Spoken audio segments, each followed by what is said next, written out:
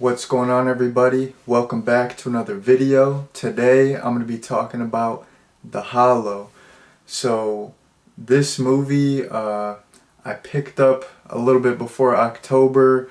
Um, I was at this store. I've mentioned it in a bunch of videos. It's a record store, but they also sell movies, and it's set up like a mom and pop video store. I've said it countless times.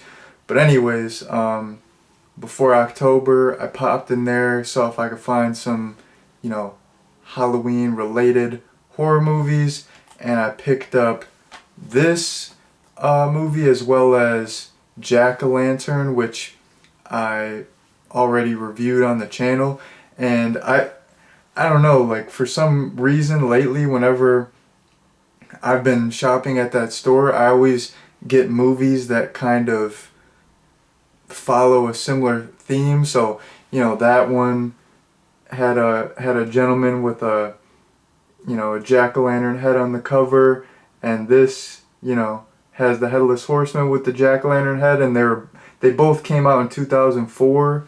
So, I don't know, I was just like being a weirdo, and like the way I organize stuff in my brain, I'm like, I have to, oh, they both have jack-o'-lantern elements going on. They're Halloween themed. They both came out in 2004. I have to pick these up. I don't know. Like I recently, the last time I was at that store, I picked up two movies, and it was the same thing. I guess that's my thing. I'm like just some weirdo. I just pick up two movies that, are extremely similar to one another. Like I picked up this movie called Monster High, which is in some movie from the 80s. There's like I think a newer movie called Monster High that's more like a kids movie. This is different. I couldn't even find a trailer for it on YouTube, so I picked up Monster High and this movie called Monster Makers, I think it was called. So yeah, that's my thing now. I just go in there, I pick up exactly two movies that have to be related. I don't know. I think I might be crazy, but there's the back. Hey, look, my stuff's actually in focus this time. But yeah, picked this up. Thought it'd be a fun movie to watch in October, and I was very wrong about that. Yeah, personally, I was not a fan of this movie at all.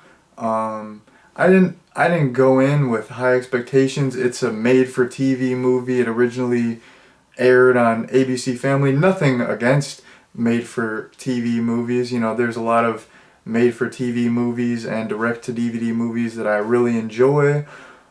But, a lot of the times, if you're watching a made-for-TV movie, it's going to be, lower budget, lower quality, maybe not as good of acting as, a big theatrical release. So, I didn't go in with high expectations, but I was still like disappointed. Not like I was like mad, but I really, yeah, I did not enjoy this movie at all. I don't know, something about it was just extremely boring. Like I almost fell asleep. There was nothing that was really interesting. I mean, there's so many other movies that are, centered around the story of the Headless Horseman that are way better.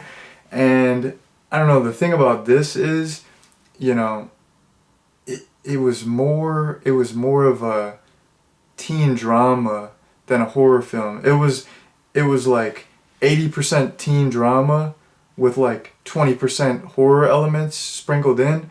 And the thing is, this movie it is rated R,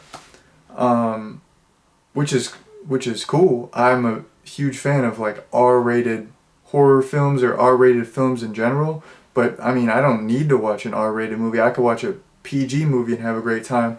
But like it's like false advertising. Like this is rated R, and there's nothing that would like justify an R rating in this movie. It is so tame. From what I recall, like I just watched this last night and I can barely remember anything.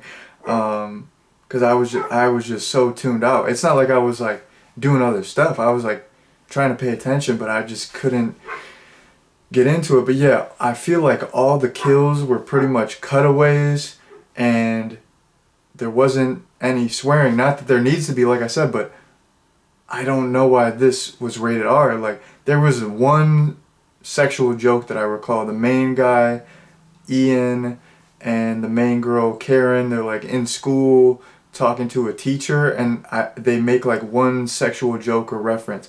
That's all that I can remember that was anything that was slightly inappropriate. But it wasn't even that inappropriate. I think it was kind of like an innuendo, or not necessarily an innuendo, but it wasn't like they just like straight up said like, yeah, we're about to have sex. Like, I think they kind of just like hinted at it. So yeah, I don't know why this was rated R. This should have been PG-13. Like, I don't know if this movie did well or made money, but I mean, if it's like a teen movie, why not make it PG-13? Like, I don't think this would really appeal to adults. I wasn't really into it. I don't know, but with all that being said, before I ramble too much, I'm gonna give you all a quick plot summary. So the movie starts out, we're kind of hearing about the legend of All Hallows Eve and the Headless Horsemen and stuff like that, and we're introduced to the main character, Ian. He's doing this it's kind of like a one-man play, and he's telling the story of the Headless Horseman and Ichabod Crane. And that whole beginning I liked because it really had a lot of Halloween atmosphere. There's jack-o'-lanterns everywhere. I don't know, and it just the beginning part worked for me. So anyways, you got this gentleman, Ian. He's doing this one-man play about the Headless Horseman. He's into like drama. He's into like acting and fencing, and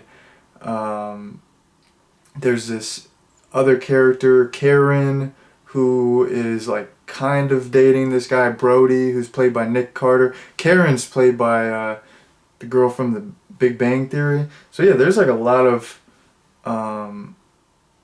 recognizable, familiar faces in here. I'll get into that later. But anyways, Ian pretty much steals Brody's girl like right away. They're driving and they almost hit this like older gentleman, and he tells Ian like, okay, you're a descendant of Ichabod Crane and the Headless Horseman's coming back. You have to stop him. And initially he just blows this guy off. Everyone thinks this older guy is crazy and he just doesn't know what the heck he's talking about.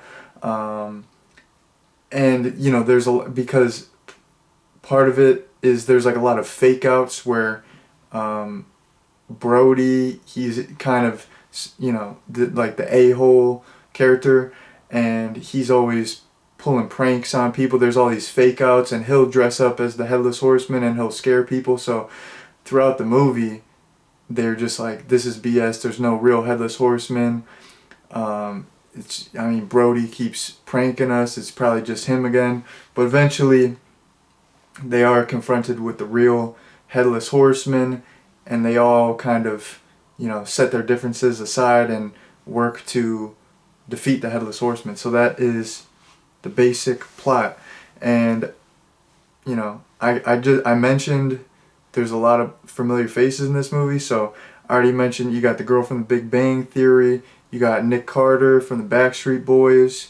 The older guy he was in Cheech and Chong's Up in Smoke, which I used to watch that movie on repeat. Like, I feel like I started watching that movie in like middle school. Like I wasn't even smoking or anything at that time. I don't really smoke now, but like when I was a teenager I smoked a lot. But I used to love that movie, and he was in that scene, like he was like the cop, and he was in that scene where it's like he's like codename Hard Hat, and then Cheech and Chong are like Lardass, Lardass, Lardass, Lardass. I mean, that's classic stuff. So it was cool to see him. I recognized him right away, and I was like, is that the dude from Cheech and Chong Cheech and Chong's Up in Smoke? And I was like, I looked it up. I'm like, oh snap, it is. And then the main character Ian, his dad is played by the guy who he plays Hamilton in Fast Times at Ridgemont High. He's also in Beverly Hills Cop. So it was cool to see him. And then Nicholas Turturro, I hope I'm saying his name right. I've seen him in a bunch of stuff. He's in The Longest Yard. He was in like Hellraiser 5. He's awesome. He's the cop in this. So you got a surprisingly great cast for, you know, just an ABC Family made for TV movie. And, you know, even though the acting in this wasn't great, I feel like everyone, you know, did pretty well. I mean, you know, some of the people, like, I mean, Nick Carter, he's a singer. He's not like a trained actor, you know. So like everyone, you know, did their best, and the acting was, you know, I've seen way worse acting. It was not bad whatsoever, you know. I mean, it wasn't the best, but it wasn't terrible. It was serviceable. It was all good. Let me see here. I'm telling you, I went over a lot of my notes already. Okay, getting into the actual Headless Horseman. So, the first time we see the actual Headless Horseman, he's just completely CGI, and I was just so disheartened. I was like, man, is this fool just gonna be CGI the entire movie? I'm like, man, I can't even deal with it. I'm not going for it. But luckily, it was just that instance, maybe like one more instance, but the Headless Horseman was just practical effects. He had like some pumpkin head. It wasn't the best, you know, looking Headless Horseman, but, you know, for what the movie was, for a lower budget movie, he looked pretty good. And, you know, like I said, the intro had some cool Halloween atmosphere. There was like good Halloween atmosphere throughout the whole movie, and it was centered around Halloween, took place on Halloween, took place in October. So, you know, you definitely got the Halloween feel from this, which is cool. And another sequence that I really like besides the opening was they're doing this like haunted hayride, and the main character Ian, he's kind of narrating it because his drama teacher wants one of the, you know, kids from acting class to narrate this thing and kind of guide the kids through the haunted hayride.